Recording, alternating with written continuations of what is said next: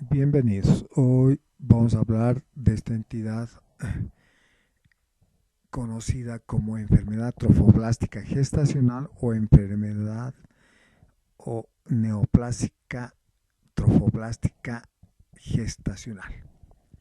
Tiene las características de producir una intensa proliferación anormal del trofoblasto y por ende una producción aumentada de la subunidad beta de la hormona gonadotropina coriónica, ¿no? Y una intensa angiogénesis con hemorragia y necrosis. Por eso que esta patología está catalogada dentro de las patologías que van a producir hemorragia en la primera mitad del embarazo. Y una característica buena que es su excelente respuesta a la quimioterapia. Listo.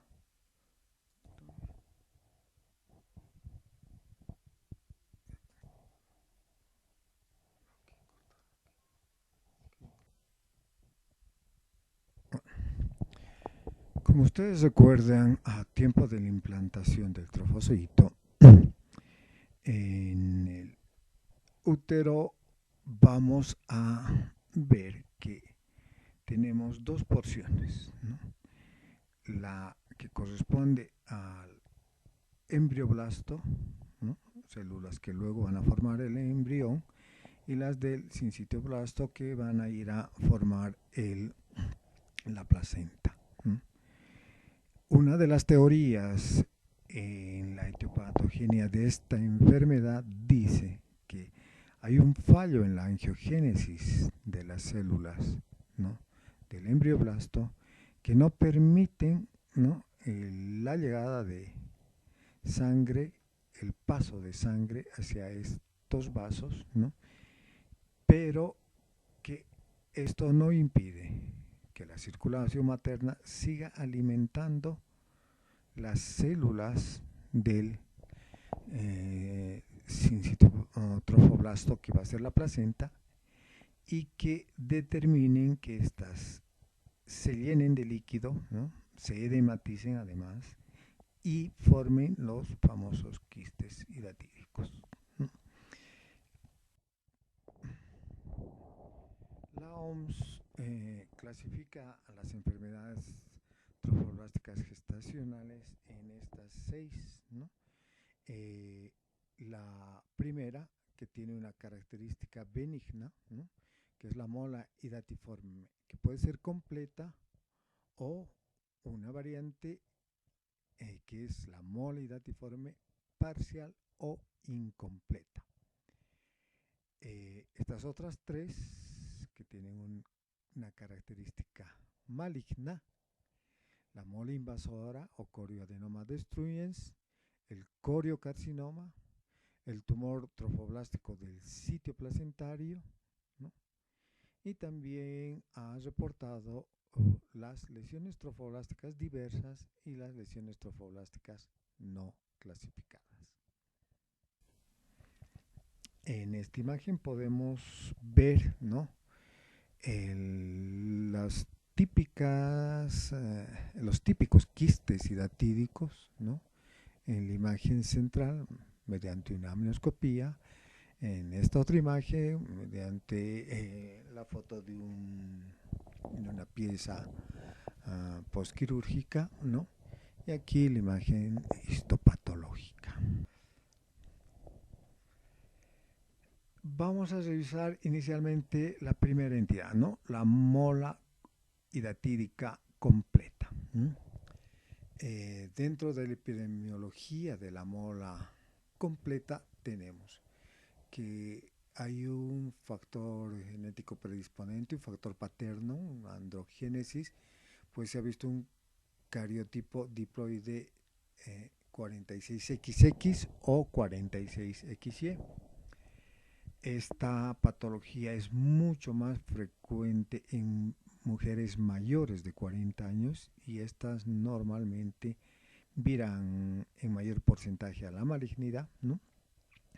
y es mucho menos frecuente en las menores de 20 años. Y si se da, ellas más bien mayormente son benignas.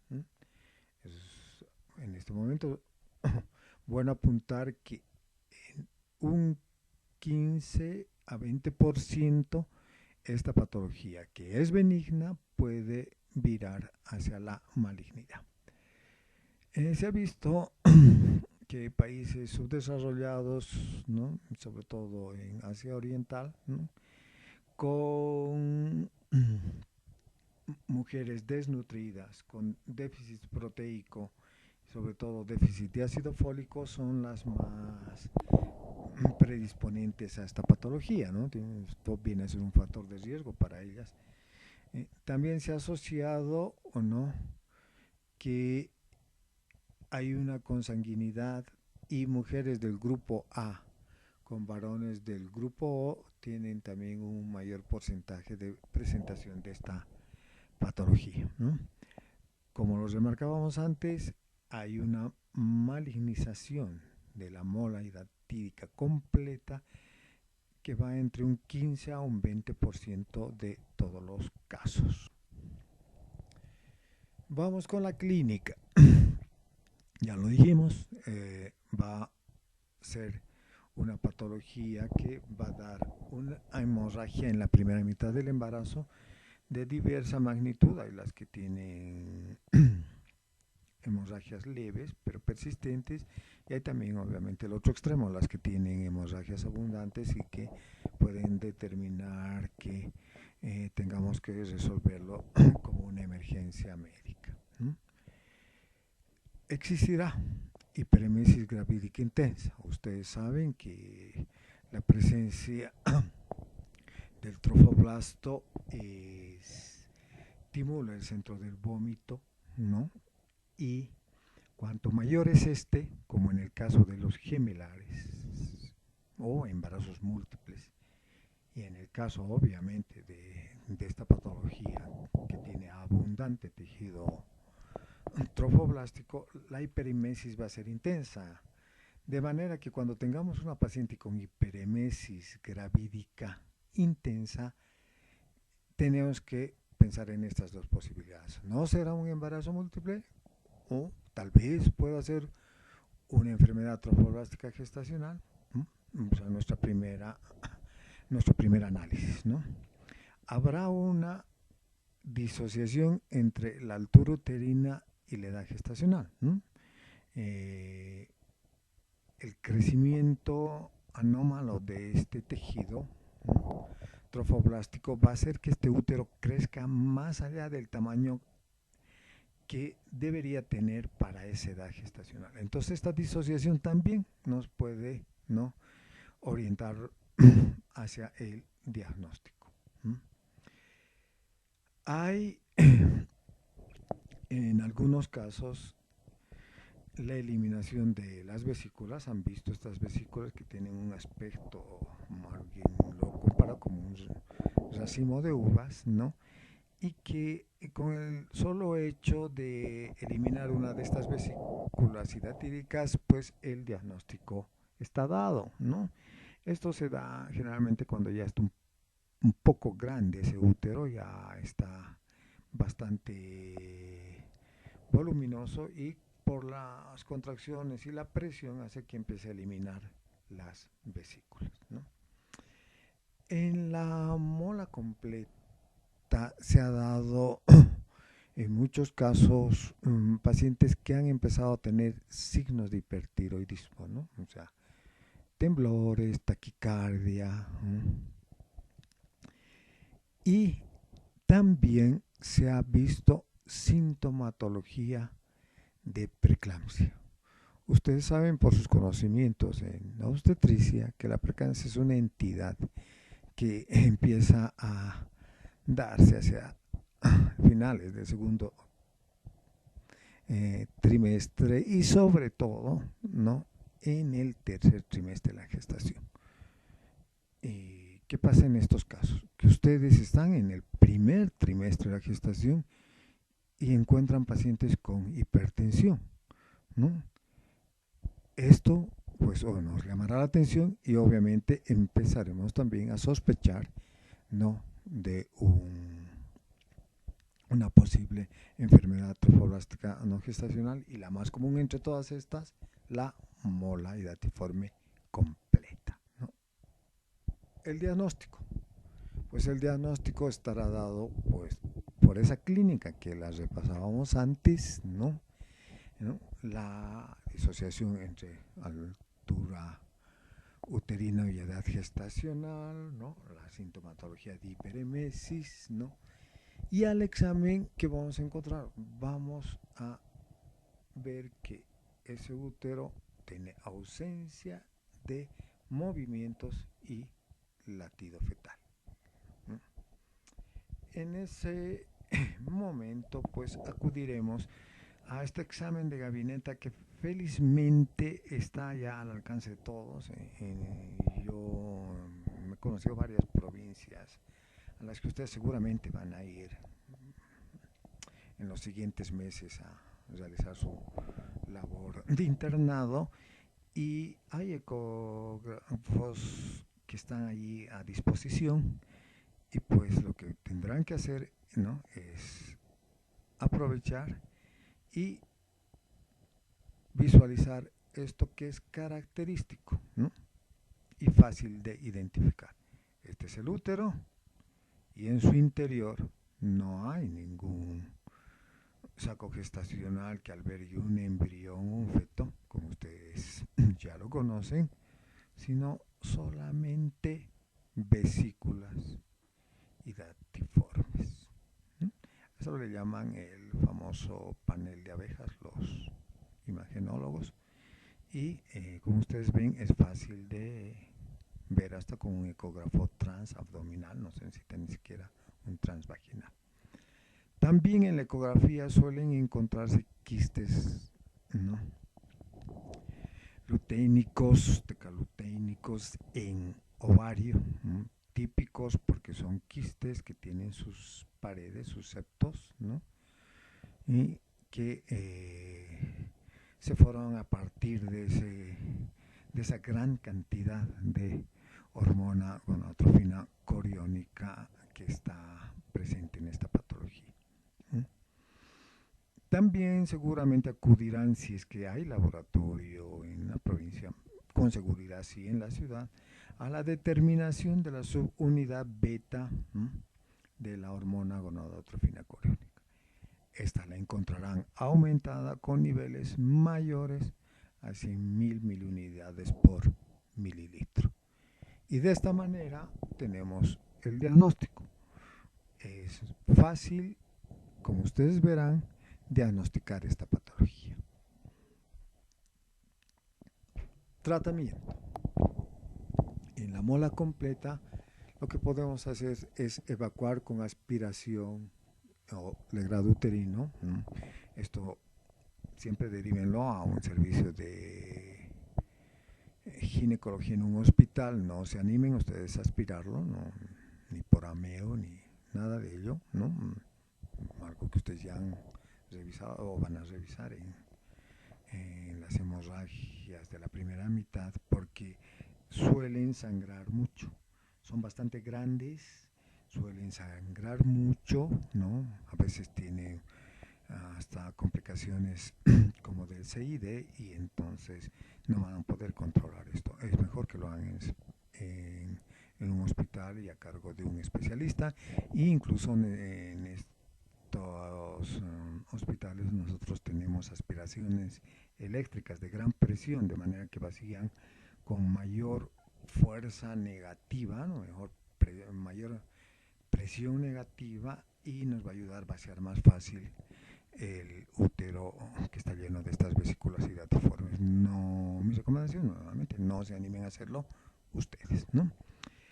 En las pacientes que han satisfecho su expectativa obstétrica, ¿no?, como decíamos que es una patología que suele presentarse en gran medida en mujeres mayores, ¿no? Si ellas ya tienen el número de hijos que han aspirado a tener, ¿no?, pues la histerectomía es una opción, ¿no? De esa manera incluso podemos de alguna alguna forma ir eh, preveyendo en mayor medida la complicación maligna, ¿no? Que veíamos que está alrededor del 15 al 20% de los casos. Por esta complicación maligna o este porcentaje de molas completas que van a la malignización, ¿no?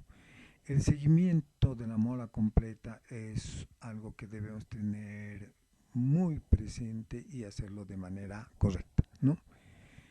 Deberemos durante un año hacer seguimiento a la paciente. ¿Y qué vamos a hacer?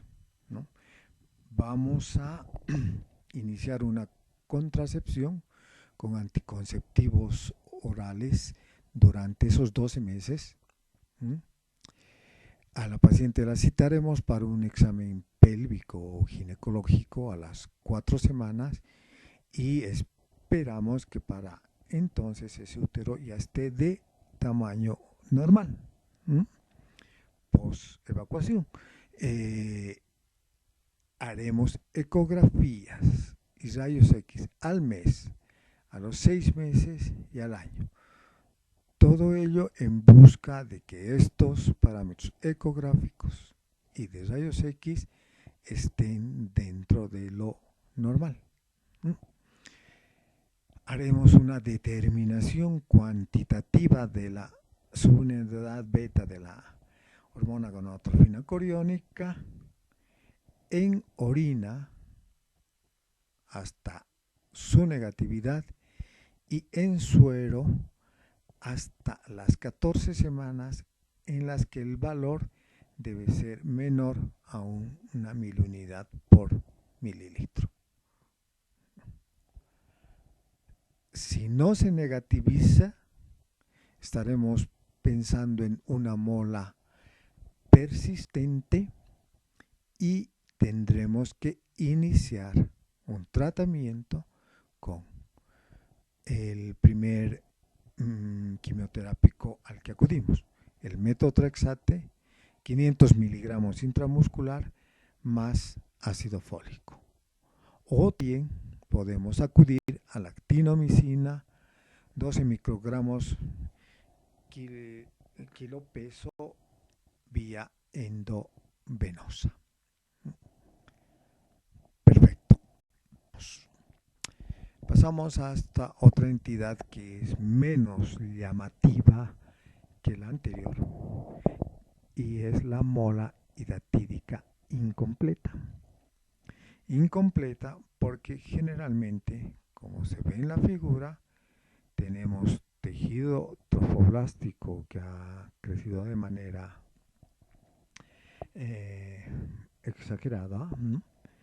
Y tenemos un embrión presente que en la mayoría de los casos ha claudicado en las primeras semanas de su desarrollo, ¿no? Epidemiológicamente se ha visto en la mola completa que más bien hay un origen genético mixto, ¿no? Varón-mujer, con cariotipos triploides, ¿no? Que suelen mostrar 69XXY o 69XXX, ¿no? La misma característica, mayores de 40 años y menores de 20 años con menor frecuencia, lo mismo en países subdesarrollados, con mujeres desnutridas, con déficit de ácido fólico, hipovitaminosis, ¿no? Sobre todo de la vitamina A. Y en este caso es una entidad que excepcionalmente se maligniza, no es como la mola completa, ¿no? Es muy excepcional su malignización. La clínica, la hemorragia suele ser más leve, ¿no? La hiperemesis también es más leve, pues hay menor cantidad de tejido trofoblástico. El tejido embrionario suele estar presente y muchas veces se presenta como si fuera un aborto incompleto, ¿no? De esos abortos espontáneos incompletos que ustedes también ya los han revisado, ¿no? Y que básicamente uno reconoce que ha sido un una mola parcial o mola hidatiforme incompleta cuando el patólogo nos manda los resultados, ¿no?, de la evacuación de este aborto y ahí es donde nos enteramos, ¿no? No hay sintomatología de hipertiroidismo, no hay sintomatología de preeclampsia en la mola incompleta. El diagnóstico lo realizaremos en ausencia, ¿no?, de los movimientos y el latido fetal. Como les decía, la mayoría claudica y no hay latido ni movimientos fetales. Muere ese fetito, está muerto hace algún tiempo, ¿no? En la ecografía veremos las vesículas focalizadas más el feto muerto, ¿no?, como dice aquí, excepcionalmente vivo, ¿no? Y la determinación de la subunidad beta puede estar aumentada o puede estar en niveles normales. El tratamiento es el mismo: evacuación o histerectomía, ¿no?, de acuerdo a la satisfacción obstétrica que tenga la paciente, ¿no? La determinación en el seguimiento de la subunidad beta de la hormona gonadotrofina crónica es también importante hasta su negatividad, y los controles ecográficos y radiográficos, sobre todo radiografía de tórax, ¿no? Tendremos que realizarlo hasta que nos dé la negatividad en la subunidad beta y pues también encontremos imágenes normales en ambos estudios, ¿no? Sí. Bueno, pasamos a los tumores malignos, ¿no?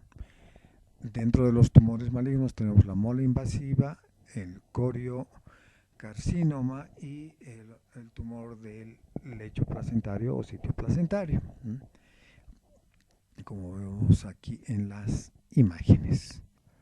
Bueno, en todos los tumores malignos nosotros estamos acostumbrados a definir estadios, ¿no?, para que nos puedan ayudar, ¿no?, en el manejo y sobre todo en el pronóstico de la enfermedad. Es así que en este caso, en el estadio 1, los valores de la subunidad beta de la hormona gonadotrofina coriónica están elevados, pero el tumor está circunscrito a útero. En el estadio 2, las metástasis ya alcanzan, ¿no?, vagina y o pelvis. En el estadio 3 ya alcanzan el pulmón, ¿no? En el estadio 4 ya es una metástasis generalizada, como todos los estadios 4, ¿no?, en oncología, ¿no? Metástasis a cerebro, hígado, riñón, tracto gastrointestinal, riñón, ya lo dijimos, en fin, ¿no? Mola invasiva, vemos la primera entidad. Es una forma infrecuente, ¿no?, de las enfermedades trofoblásticas gestacionales, características histopatológicas de mola completa asociadas a invasión miometrial y penetración en su sistema vascular. Suele producir metástasis a tracto genital inferior, hígado, pulmón y sistema nervioso central. Los síntomas de acuerdo a su... A ver, aquí vemos piezas lógicas en las que estamos viendo cómo penetra miometrio el tumor. Acá también se ve claramente cómo ya invadió el miometrio y sus vasos sobre todo. Y tenemos una pieza histológica de una mola invasiva. El tratamiento será histerectomía más quimioterapia. Inicialmente, nuestro primer quimioterápico siempre va a ser el metotrexate, el quimioterápico más usado y que se maneja con más flexibilidad y con más seguridad. Haremos control de la subunidad beta de la hormona gonadotrofina coriónica y haremos ecografías, rayos X y tomografía de los órganos susceptibles a metástasis. Decíamos que la sintomatología incluso estará de acuerdo a la localización de estas metástasis, ¿no? Si hay sintomatología digestiva, pues seguramente en estos estudios, sobre todo de tomografía, podremos encontrar, ¿no?, estas metástasis del tumor, ¿no? Si hay en pulmones, pues los rayos X de tórax, ¿no?, nos van a ser de extrema utilidad. Bueno, pasamos a esta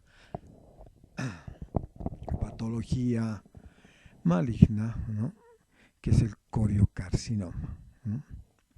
Se presenta seguido a un embarazo molar, ¿no?, en una mitad de los casos, ¿no?, un 50%. Pero ojo, puede ser secundaria a un aborto en un 25% y puede ser secundaria en el otro porcentaje, el otro 25%, a un embarazo ectópico o un embarazo normal, ¿no? Existe una gran diseminación hematógena en esta patología. Esto de que pase con un embarazo normal, pues se nos va a presentar de qué forma, ¿no? Ustedes han atendido un parto, o sea, vaginal, o ha habido una cesárea, en fin, ¿no? Y resulta que al mes, de nuevo, la paciente está con sintomatología de embarazo. Y ustedes inmediatamente, razón, no puede haber habido ovulación, fecundación y un embarazo en tan poco tiempo. Y en ese momento es que sospechamos, no será un coriocarcinoma, a tener presente. Clínica del coriocarcinoma, ya algo veíamos en la mole invasiva, ¿no? Es el gran imitador, ¿no? Va a dar sintomatología del órgano metastizado, ¿no? Esta metástasis que viene por vía hematógena, ¿no? Si tenemos compromiso en el pulmón, que vamos a tener hemoptisis, ¿no?, proveniente de ese tumor metastásico. Si tenemos en el tracto digestivo, hematemesis, ¿no? Si tenemos en el hígado, ictericia, ¿no?, probablemente hemoperitoneo, ¿no? Si tenemos a nivel del sistema nervioso central ya metástasis, ¿no?, sintomatología, ¿no?, en este nivel, ¿no?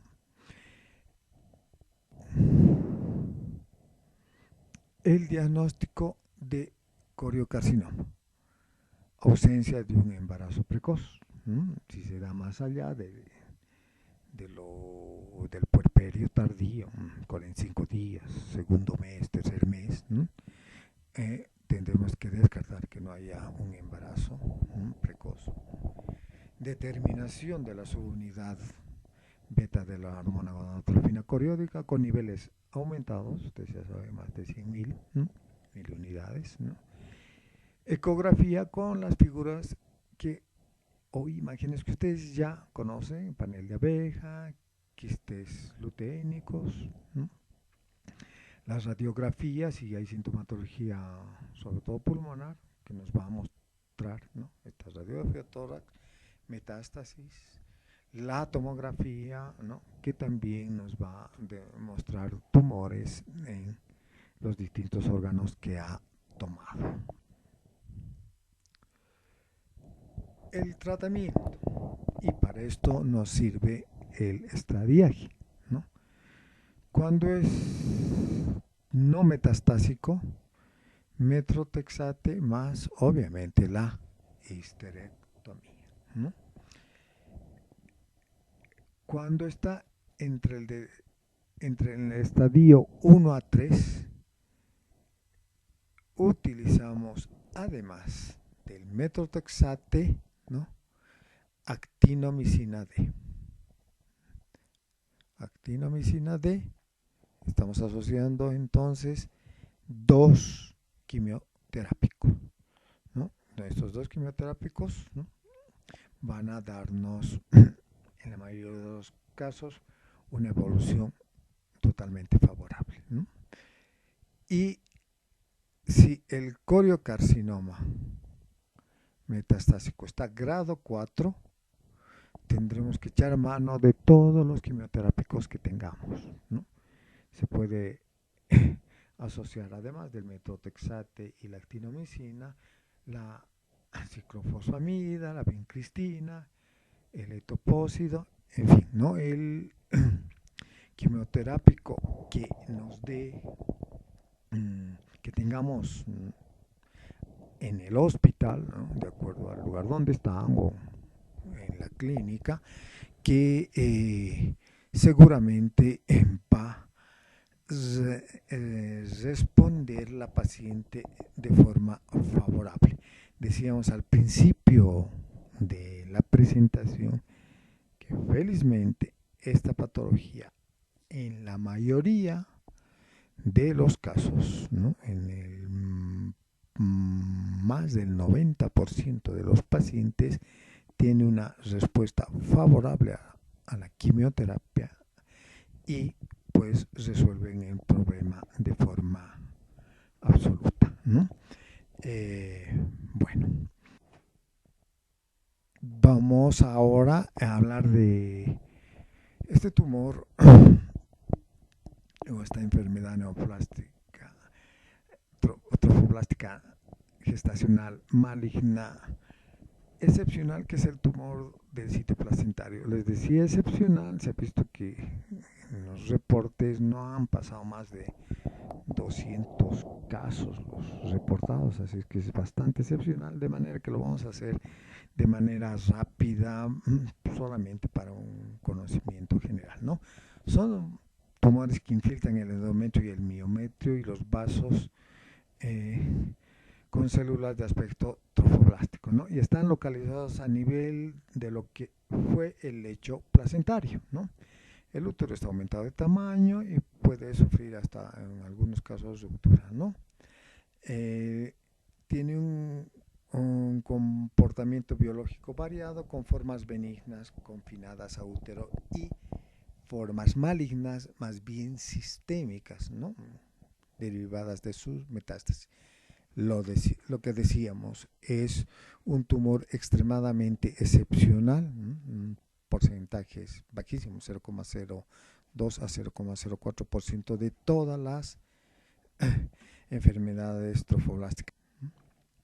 Pueden presentarse después de una gestación molar o también después de una gestación normal, al estilo del coriocarcinoma, ¿no? Clínicamente pueden presentar hemorragias generalmente no abundantes y niveles no muy altos de la subunidad beta de la hormona gonadotrofina coriónica, ¿no? Dan metástasis a diferentes órganos, ¿no? Hígado, pulmón y cerebro, los más en la mayoría de los casos, ¿no? Y tiene un tratamiento también con quimioterapia, ¿no? Y histerectomía no protocolarizado, porque les decía, es una patología bastante rara, ¿no? Lo que sí se ha visto como algo característico es que tiene una mayor resistencia al tratamiento con quimioterapia. No es tan efectivo como veíamos en el coriocarcinoma. Bueno, eso es todo lo que ahora revisamos en enfermedad trofoblástica no gestacional, ¿no? Gracias.